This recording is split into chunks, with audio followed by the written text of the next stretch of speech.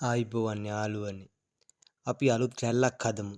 නීර වගාවෙන් ආදායමක් ලබා ගමු. අනිවාර්යෙන් අපට පුළුවන්. 18 ලක්ෂයක් ගොවියන්ගේ හෙක්ටයාර් ලක්ෂ 10කට ආසන්න කුඹුරු වල නීර වල කොච්චරක් නම් ඇත්ද? අපිට ඉතින් මොනවද වවන්න බැරි? පොඩ්ඩක් හිතන්න.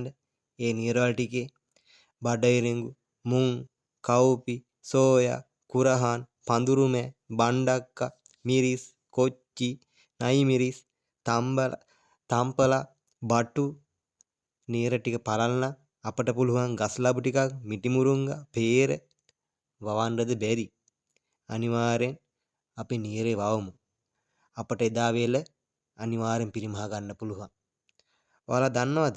දැනටත් ඔහොම නීර වගා කරලා ඒකෙන් හම්බෙන ආදායමෙන් ගෙදෙට්ට ඕන පරිප්පු ටික, තේ කොළ ටික, සීනි ටික, කරෝල කෑල්ල, සබන් කැට, ලුණු ටික ගන්න කොච්චරක් ගොවියෝ ඉන්නවද?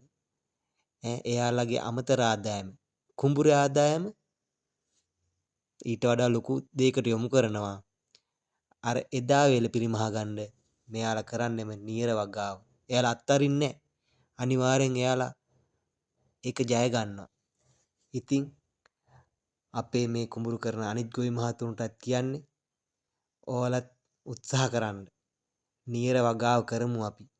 අනිවාර්යෙන් නීර වගාවෙන් හොඳ ආදායමක් ගන්න පුළුවන්. 2 කෝටියකට කණ්ඩ දෙන්න කොච්චරක් නම් ඕනද? ඒ හින්දා ගොවි මහතුරුනි මේ කන්නේ ඔයාලගේ කුඹුරෙන් එක නීරක් හරි වවන්න පටන් ගන්න. එක නීරක්. අපි එක නීරෙන් පටන් ගමු. ඔයාලට අනිවාර්යෙන් වවන්න පුළුවන්. ඉතින් 2025 යල ඒ අදිෂ්ඨානෙන් පටන් ගන්න කියලා ඉල්ලනවා.